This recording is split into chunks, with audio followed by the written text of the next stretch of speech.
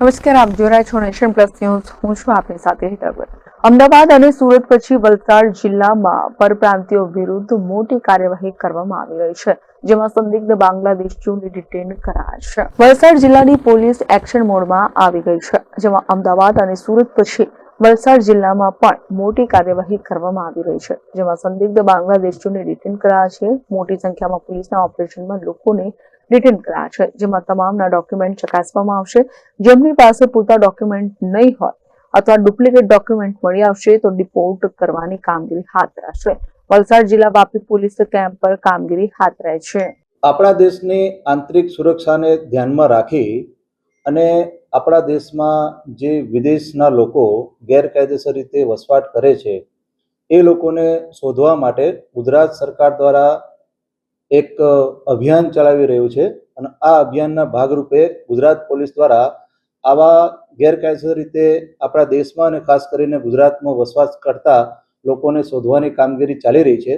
તેના ભાગરૂપે આજરોજ વલસાડ જિલ્લામાં માનનીય પોલીસ અધિક્ષક શ્રી કરણરાજ વાઘેલા સાહેબની સૂચનાથી વાપી વિસ્તારમાં જે પણ લોકો ગેરકાયદેસર રીતે વિદેશી લોકો રહી રહ્યા છે એમને શોધવાની કામગીરી ચાલી રહી છે.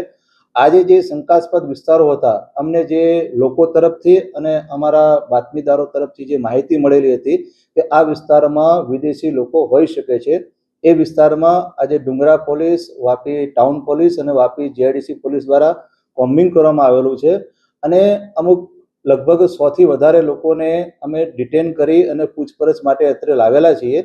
અમે એ લોકોના ડોક્યુમેન્ટ વગેરે વેરીફાઈ કરી રહ્યા છીએ, ખરેખર એ લોકો બહારના છે કે કેમ, અને આ આઈડેન્ટિફાઈ કરી અને આગળની જે પણ લીગલ કાર્યવાહી છે એ કાર્યવાહી પોલીસ દ્વારા કરવામાં આવશે.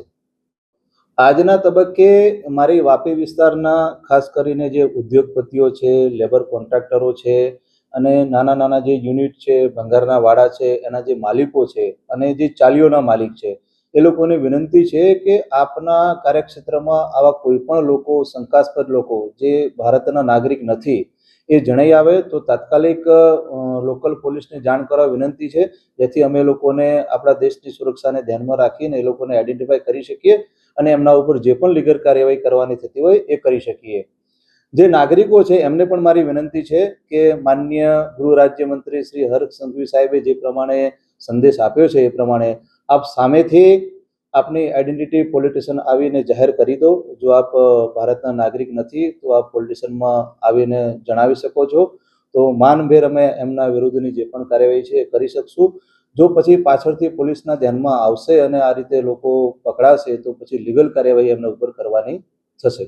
Bureau report, nation plus news, Valsad. સમાચારોના સતત અપડેટ મેળવવા માટે અમારી નેશન પ્લસ ન્યૂઝની યુટ્યુબ ચેનલને સબસ્ક્રાઇબ કરો, બેલ આઇકન દબાવો અને જોડાયેલા રહો ફેસબુક, ઇન્સ્ટાગ્રામ અને ટ્વિટર પર.